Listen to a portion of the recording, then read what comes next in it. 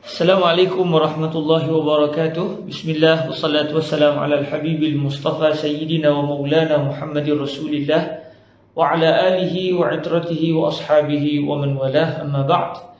Kita bersyukur pada Allah dipertemukan lagi dalam majlis 10 minit bersama Sahih Al-Imam Al-Bukhari secara harian. Dan kita telah sampai ke hadis yang kedua, dan semalam kita telah pun meneliti sedikit sebanyak tentang siapakah dia guru Al-Imam Al-Bukhari bagi hadis yang kedua ini, iaitu Sayyidina Abdullah bin Yusuf. Itu juga Al-Imam Malik, guru kepada Sayyidina Abdullah bin Yusuf.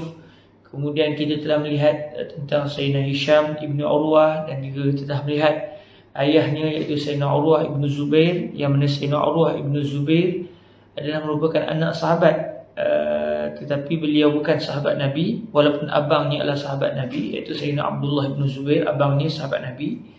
Dan Sayyidina Abdullah bin Zubair juga sebenarnya kita telah lihat yang beliau ini merupakan salah seorang 7 fuqaha utama di kota Madinah, iaitu pada era zaman Sayyidina Umar bin Abdul Aziz menjadi gubernur di Madinah sebelum beliau menjadi Amirul Mukminin.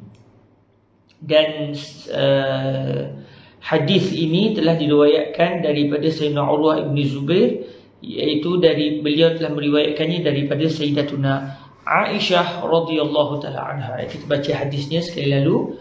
Wa anhu qala haddatsana Abdullah bin Yusuf. Moga Allah memberkati Al-Imam Al-Bukhari, Allahumma amin, dan juga guru-gurunya, dengan sanad yang bersambung sampai kepada Al-Imam Al-Bukhari. Qala haddatsana Abdullah bin Yusuf qala akhbarana Malik an Hisham bin Urwah an abihi an Aisyah ummul mukminin radhiyallahu anha anna al-Harith bin Hisham radhiyallahu anhu sa'ala Rasulullah sallallahu alaihi wa alihi wasallam faqala ya Rasulullah kaifa ya'tika al-wahyu. Kita berhenti setakat ini dulu.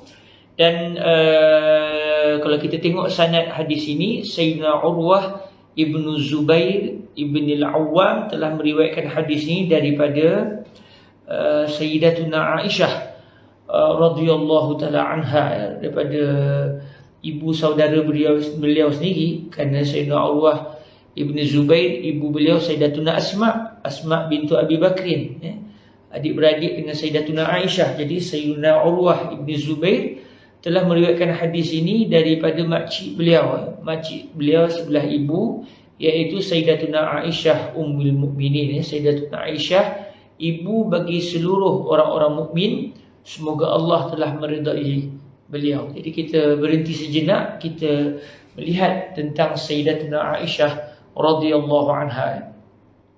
Sayyidatuna Aisyah, sebagaimana yang kita semua ketahui, beliau adalah merupakan salah seorang daripada 11 orang isteri Rasulullah sallallahu alaihi wasallam, dan yang menariknya beliaulah satu-satunya isteri baginda yang dikahwini oleh baginda Nabi sebagai anak dara. Adapun isteri-isteri baginda Nabi sallallahu alaihi wasallam yang lain, kesemua mereka pernah berkahwin dengan lelaki lain, dan akhirnya selepas itu sama ada berlaku kematian, atau sebagai contoh yang berlaku kepada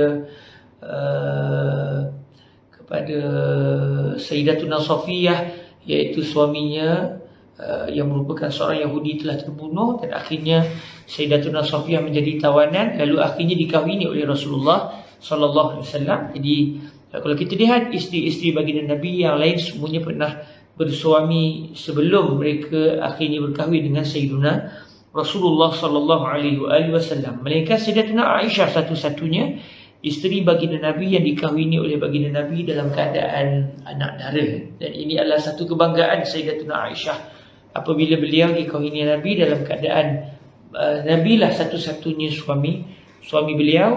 Dan yang menariknya, Sayyidatuna Aisyah sebelum dikahwini oleh baginda Nabi, Rasulullah sallallahu alaihi wasallam pernah bermimpi bahawa Sayyiduna Jibril alaihissalam menunjukkan kepada Nabi satu lembaran, yang di atas lembaran itu terlukis wajah Sayyidatuna Aisyah yang merupakan puteri sahabat baik Nabi Muhammad sallallahu alaihi wasallam sendiri, iaitu Sayyiduna Abu Bakrin. Dan Sayyiduna Jibril dalam mimpi tersebut, dan kita semua sedia maklum mimpi para Nabi adalah wahyu. Sayyidina Jibril alaihi salam telah menyatakan kepada baginda Rasul alaihi salatu wassalam bahawa wanita yang wajahnya ada di lembaran tersebut adalah merupakan isteri Rasulullah sallallahu alaihi wasallam. Maka tahulah baginda Nabi bahawa Sayyidatuna Aisyah satu hari nanti akan menjadi isteri baginda. Bererti perkahwinan Rasulullah sallallahu alaihi wasallam dengan Sayyidatuna Aisyah adalah merupakan wahyu yang khusus yang telah dimaklumkan kepada baginda Nabi sebelum Nabi berkahwin dengan Sayyidatuna Aisyah radhiyallahu taala anha sendiri. Dan di dalam sanad hadis ini disebut bahawa Sayyidatuna Aisyah adalah merupakan ibu orang-orang mukmin yang lelaki, ummul mukminin. Kalau asal makna kalimah al-mukminun berarti lelaki-lelaki mukmin. Jadi Sayyidatuna Aisyah itu adalah merupakan ibu bagi lelaki-lelaki mukmin. Kata para ulama sebenarnya bukan hanya untuk lelaki saja, Sayyidatuna Aisyah juga adalah ibu kepada wanita-wanita yang beriman kepada Allah Subhanahu Wa Taala. Tetapi digunakan kalimah al-mukminin kerana dalam bahasa Arab bila digunakan jam'ul muzakkar as-salim, contoh al-mukminun, al-muslimun, as-salihun, ar-raki'un, as-sajidun contohnya, yang bererti secara asas secara bahasanya adalah bererti lelaki-lelaki yang sujud, yang rokok contohnya. Tetapi sebenarnya dia turut merangkumi wanita-wanita yang beriman kepada Allah. Contoh disebut as-sajidun, maknanya lelaki-lelaki yang sujud, termasuklah juga wanita-wanita yang sujud. Dalam bahasa Arab dipanggil taghlib. Konsep penggunaan bahasa ini dirujuk kepada orang lelaki, tetapi yang dimaksudkan adalah termasuk juga orang perempuan. Contoh disebut dalam bahasa Arab kadang-kadang disebut Umarain, al-Umarain, dua Umar. Tetapi rupa-rupanya dimaksudkan di situ adalah Sayyidina Abu Bakrin dan juga Sayyidina Umar. Jadi kadang-kadang digunakan salah satu tetapi yang diinginkan adalah kedua-duanya sekali. Contoh macam al-mukminun. Kalau ikut artinya lelaki-lelaki yang beriman, bukan wanita-wanita yang beriman, tetapi digunakan salah satu maknanya, digunakan secara lafaz salah satu, tetapi yang diinginkan adalah kedua-dua makna. Dan digelar pada isteri Nabi Muhammad alaihi salatu wasallam seluruhnya dengan gelaran Ummul Mukminin. Ini adalah diambil daripada firman Allah Subhanahu wa taala dalam surah Al-Ahzab ayat yang ke-6. Allah Taala telah berfirman, wa azwajuhu ummahatuhum. Isteri-isteri baginda adalah ibu-ibu mereka, iaitu ibu-ibu bagi kaum muslimin.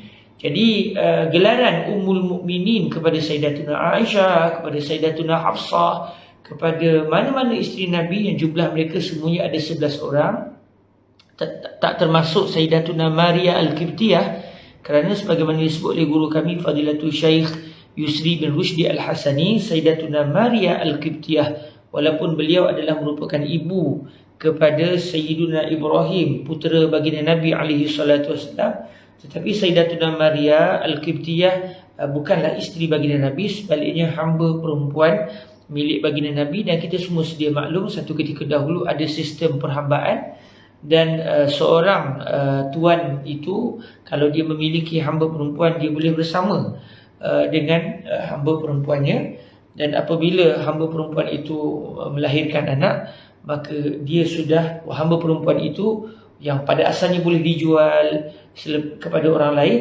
tetapi apabila sudah melahirkan anak, maka dia sudah tidak lagi boleh dijual, digelar dalam kitab-kitab fiqh sebagai Ummul Walad. Jadi Sayyidatuna Maria Al-Qibtiyah bukan isteri Rasulullah, sebaliknya adalah Ummul Walad. Jadi kata para ulama, maksud Sayyidatuna Aisyah ibu bagi orang-orang mukmin, begitu juga isteri-isteri Nabi yang lain, iaitu dari sudut apa? Dari sudut penghormatan. Sebagaimana kita menghormati ibu kita, maka kita juga perlu menyedari yang kita perlu menghormati semua isteri-isteri Rasulullah, kerana mereka itu adalah ibu kita dari sudut penghormatan, dari sudut kita memuliakan, dari sudut kita tidak boleh berkahwin dengan mereka selepas kewafatan baginda Rasul sallallahu alaihi wasallam.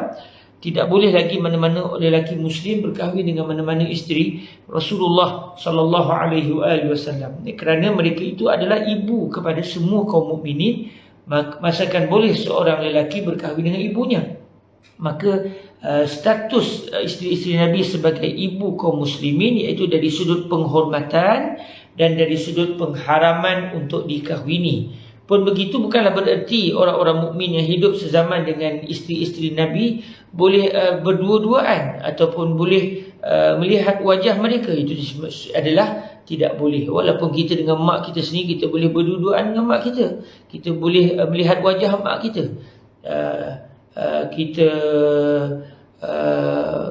Contohnya kita tidak boleh berkahwin dengan anak mak kita, iaitu adik-beradik kita, sama ada adik kandung ataupun adik-beradik tiri. Adapun isteri-isteri baginda Nabi tidak boleh kita kalau sezaman dengan mereka, tidak boleh kita berdua-duaan dengan mereka. Kita tidak boleh untuk melihat wajah mereka sebagai contoh, dan dalam masa yang sama kita pula boleh berkahwin dengan anak-anak mereka. Katakan dari segi hukumlah, katakan mereka mempunyai anak,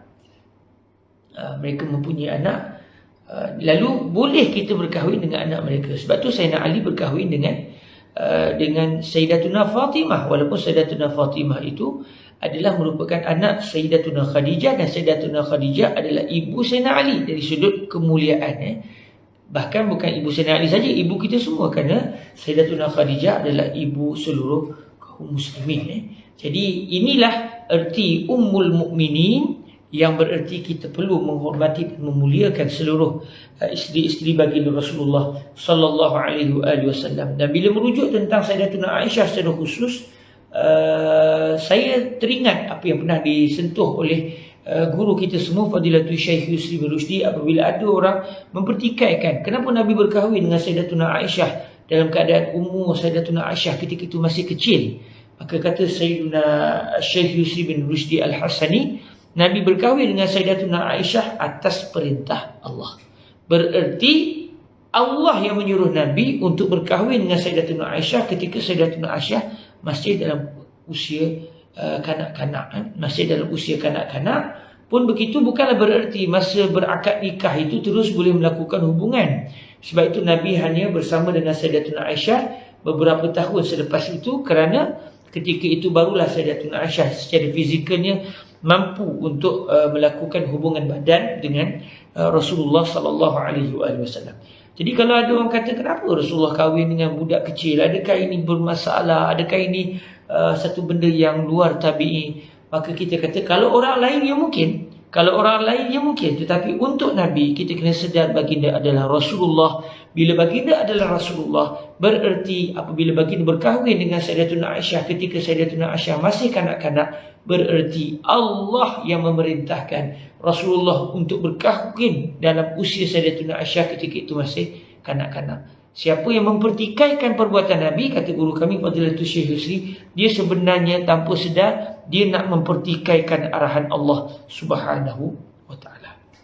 Wallahu taala a'lam wa a'lam. Moga-moga dalam kasih sayang Allah bertemu semula dalam keesokan hari sekiranya ada usia untuk kita menyambung hadis yang kedua ini insya-Allah. Aqulu qouli hadza wa astaghfirullah li wa lakum. Assalamualaikum warahmatullahi wabarakatuh.